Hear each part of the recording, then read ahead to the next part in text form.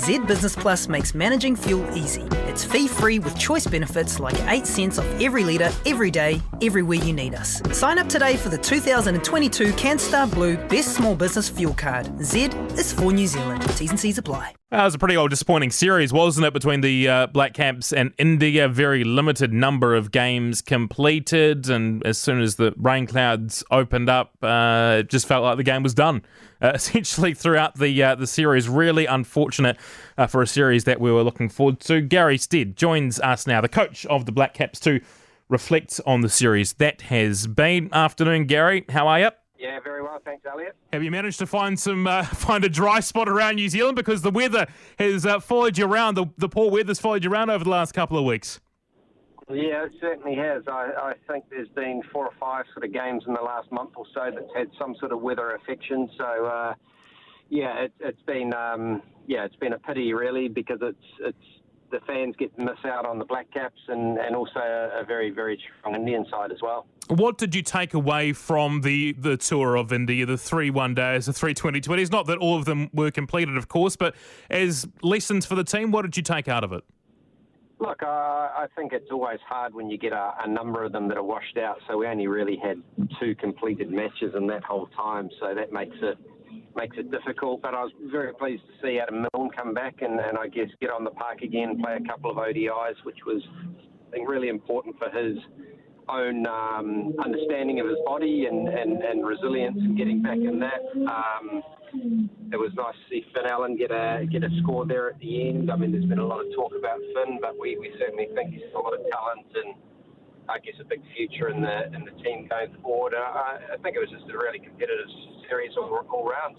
A year out from the Cricket World Cup, the 50-over Cricket World Cup, there hasn't really been a huge diet of one-day cricket over the last couple of years, or really since the 2019 World Cup. Where do you think this team, your 11, your wider squad, is at a year out from this tournament in India? I think for us it's still, there'll be some adjustments that will have to be made when we go to India. It's obviously a little bit more spin-friendly there most of the time. Not all the time in T20 and ODI cricket, you still get some very flat wickets. So I think just getting clear on in the next year or so of what that sort of spin all-rounder position looks like for us, and is spin all-rounders the way to go as opposed to pace all-rounders, and that may be just how we balance our squad up as well at the right time. How will you go about that? If you've obviously got games against England to come, you've got Pakistan as well, but is that going to be a decision that's made out of Ford Trophy games, or how are you going to contemplate where that spinning all-rounder sort of slots in?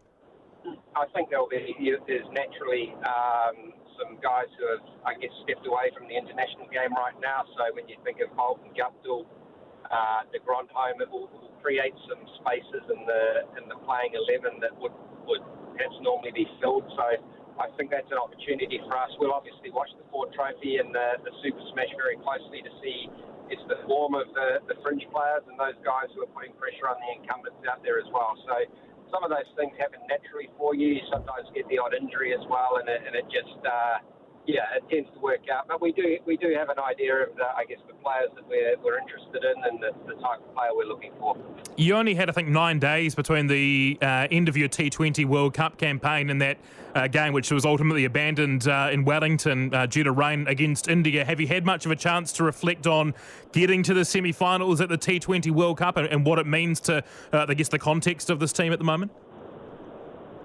Look, I think any time you get to the semi-final stage, then you're pleased with I guess, getting through the pool plays. I think when we entered the World Cup, a lot of teams were that far when we put us against England and Australia at that same time. So for us, I guess that's always the first goal, but then ultimately you want to win semi-finals and finals, and I guess prove to your fans, prove to yourself that you can get over that final hurdle as well. But the tough thing is there's some very, very good cricket teams all around the world there. You just have to be slightly off it. Not your day, and unfortunately we were a little bit off in that semi-final against Pakistan, and they got over the top of us.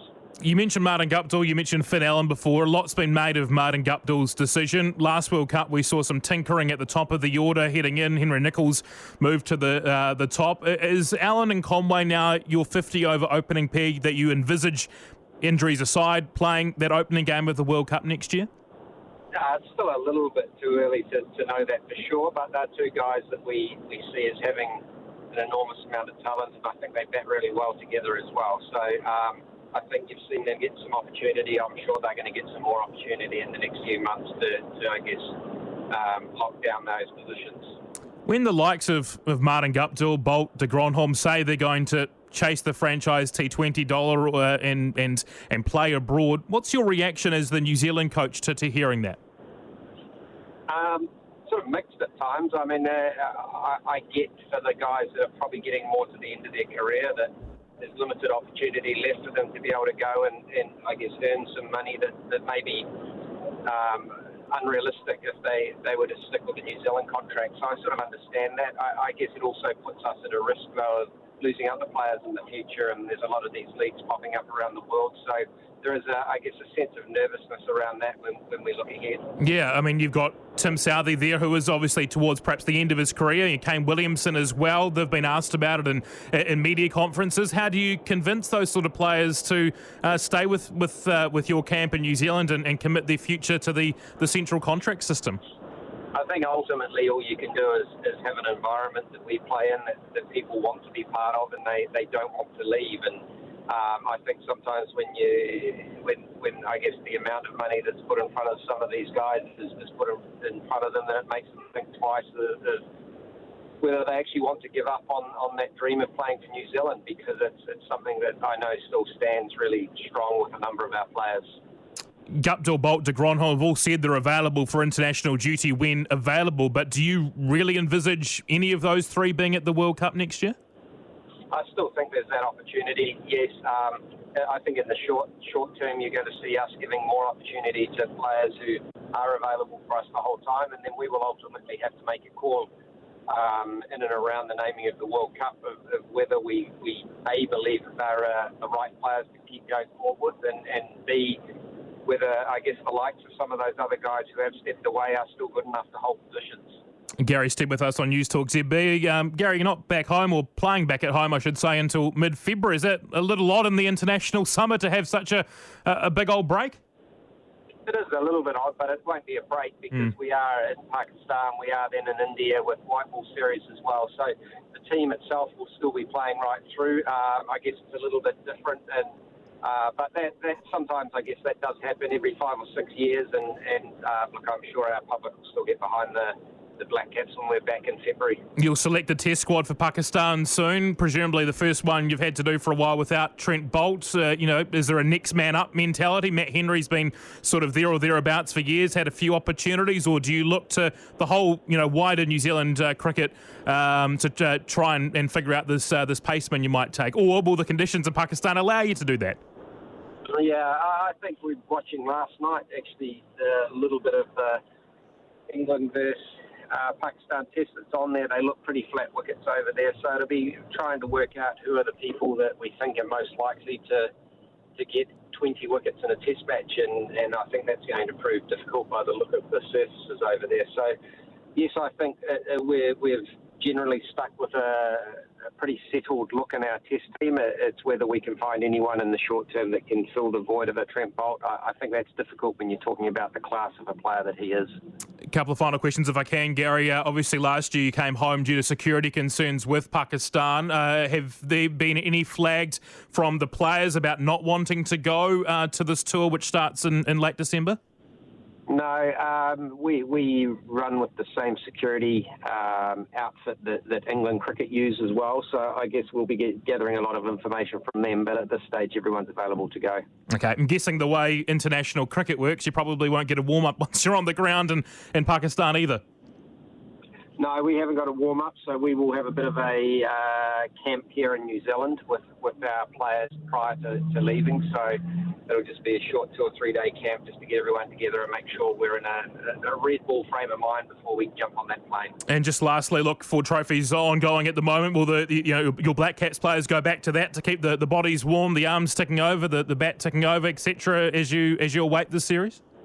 Yeah, it's really on a case-by-case basis with each of the players. So some have been on the road for a long time now and need a little bit of a break, but most players will still get in and play one or two matches at least with their major associations before joining back up with us. Fantastic. Well, Gary, really appreciate your time with us on News Talk ZB this afternoon. Go well, and look forward to seeing the Blackcaps back in action very shortly. Thanks, Elliott. Cheers. The Football World Cup's the biggest sporting event in the world, and you can keep up with the play with me, Jason Pine, and my good mate and former All White David Choate on Football Fever. Listen daily throughout the World Cup as we bring you all the action from Qatar. Choate and I love football. We can't wait for the World Cup to get underway. So join us as we live through all the goals, all the drama, all the glory. Download Football Fever from iHeartRadio or wherever you get your podcasts.